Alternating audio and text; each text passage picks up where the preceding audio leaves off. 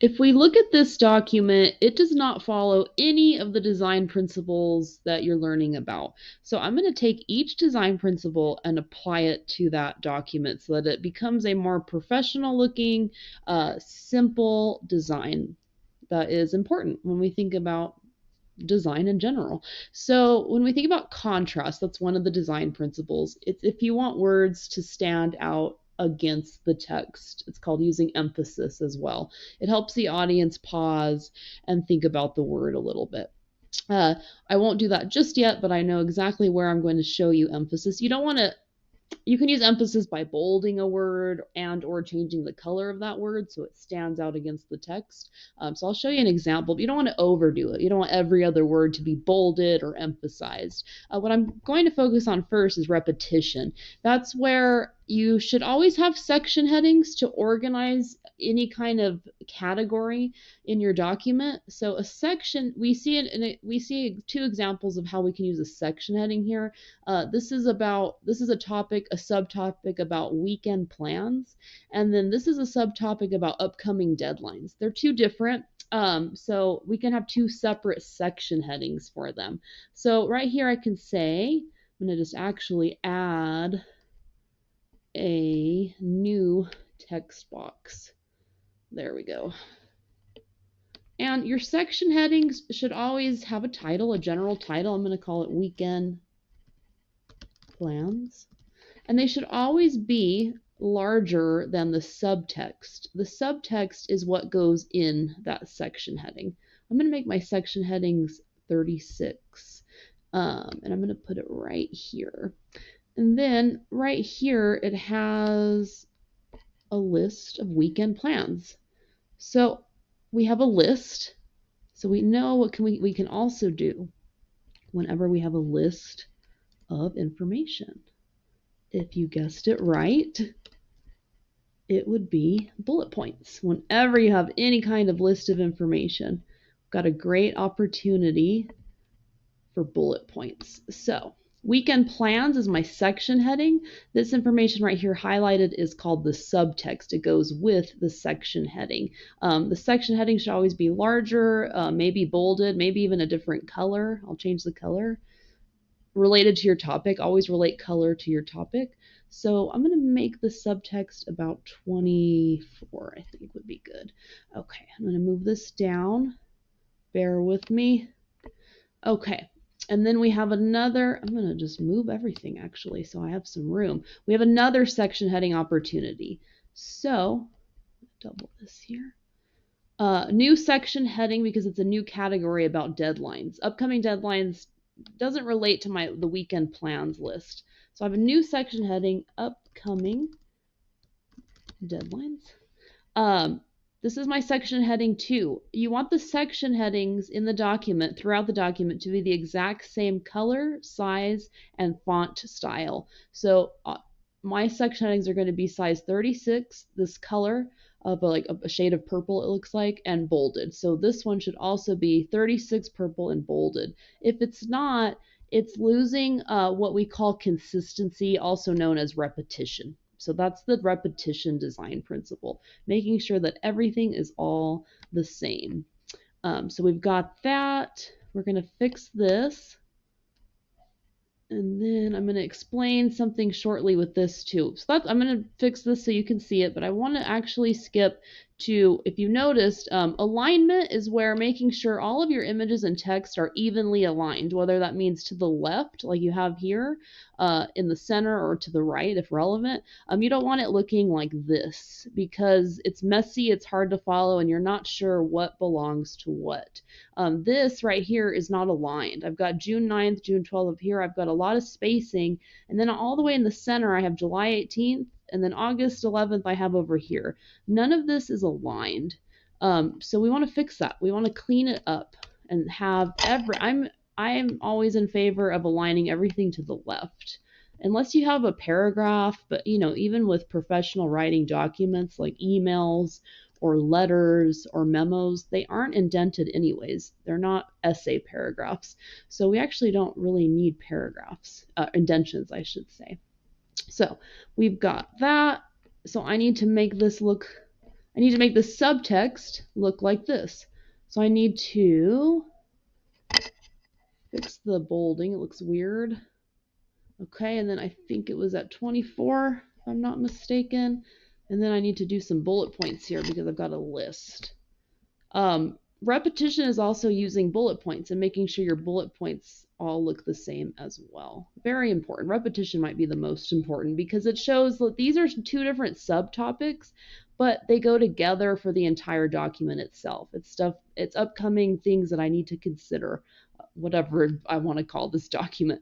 So we've got two section headings. We're starting to use some repetition there and clean it up. Alignment. We're starting to use alignment where I don't have this over here and this over here and this, we're having everything. Thank goodness for the undo button. We have everything aligned evenly. This matches with that, and everything is aligned together. That little line is telling me that it's all going together. So that's alignment, also equally important. It gives a clean design to your document. Proximity, where when you have a section heading, the subtext that belongs to it goes directly below it. There's no spacing. If it was like this, I would be confused if this information belongs to the section heading. Same as this. If I had it over here, it's not in close proximity, so I need to remove it. Also, considering proximity is if I wanted to use, because you can use images when you design documents, right? Maybe I want to put, I'm going to move my stuff around. I had this little checklist here. Maybe I want to put a checklist in relation to my deadlines. It's an image that relates to the text. Having that image in close proximity to where it belongs is important. This checklist was this check mark was all the way at the bottom down here. It was not in close proximity. It was irrelevant to why it was even there. So maybe I want to put the little checklist. I'm going to move this over. Document design is a type of editing in a way. It's where you just make sure everything's kind of working together and looking good. So I'm keeping this. It's also, proximity could also be called balance, where if I have images and text, I have them in balance next to each other. So preferably, like I said, it's an editing process. This is probably too large. So we're going to make these a little smaller. So that I also have, it's known as balance as well, where if I am in fact using an image, it balances the text next to it. So this check mark is the exact same size and is next to the text so that it balances each other out. That's called balance. And proximity is a part of that as well. And then order, whatever the most important information is. I mean, you could argue that deadlines might be more important than weekend plans, and I could switch it. Whatever the most important information is should be first, and then the second most important, third most important, so on, because you want to present that. We'll learn about it. It's called the decreasing order of importance, where time is money, and we don't want to waste the audience's time. So whatever the most important critical information is starts first, second most, third most, so on and so forth. So that's thinking about order. And then white space.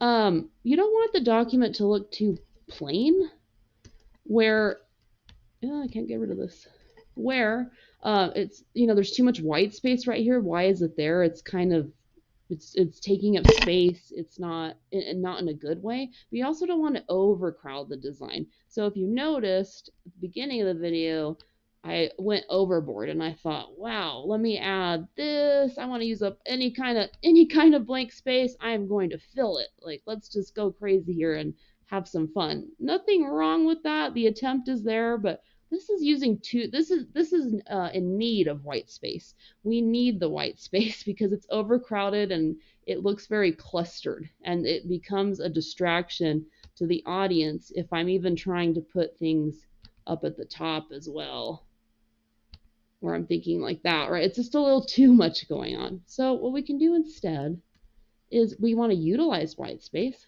Like, in my opinion, I don't really need anything up here. I like the white space. It's giving a clean design. But down here, maybe I want to put, what's a good thing for this? Weekend. Let me type in the word weekend. I'll put just, this is an image, it counts. Or let's put a cute, photo of a flower. I like the flower. It's summer. I like the butterfly. And I'm going to use the white space to my advantage still so that I have the butterfly there in a fun way. But I'm still having white space around it so that it doesn't overtake the document. A little random to throw a butterfly, I get it. But we want to use the white space to our advantage. Not overuse it, but not underuse it is my point. Maybe even put, let's see, feed community cats. So cats there.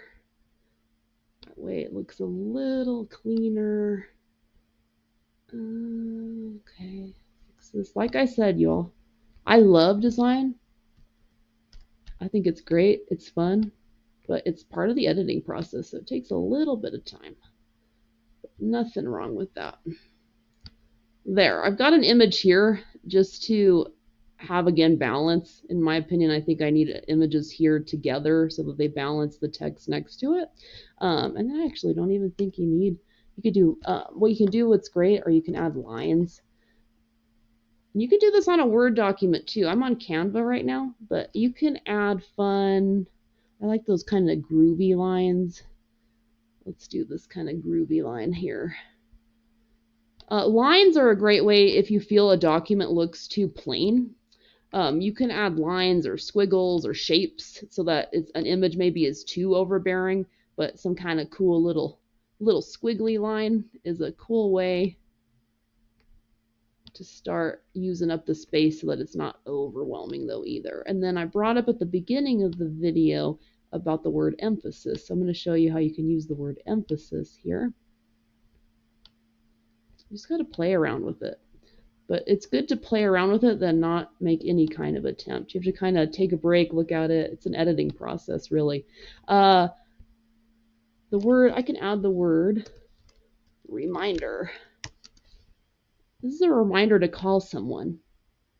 And this is still subtext in general, so I'm going to have it 18 again. I can use emphasis by bolding the word reminder, maybe even changing the color to be more of a red so it stands out. That right there, what I just did with the word reminder, is using emphasis so that a word pops out, but not every single word on the document is emphasized, so it's not too distracting as well. See, now the designer in me is going to have fun with changing the colors of these. So now I'm getting distracted. It's important though. Color is so important. You're learning about that soon, and just, you know, making colors consistent with the design. But going from that original document to applying those principles of design is so critical and so important. And don't be afraid to make mistakes, try things. In my opinion, repetition and alignment are the most important, because there are ways still to keep that traditional structure of a document going, and how you can use white space to not overcrowd a design, but you can also fill it with lines or shapes so that it's not too plain looking either. So let me know if you all have any questions, but that's just to think about how you can apply these principles of design to things that you're working on in our class.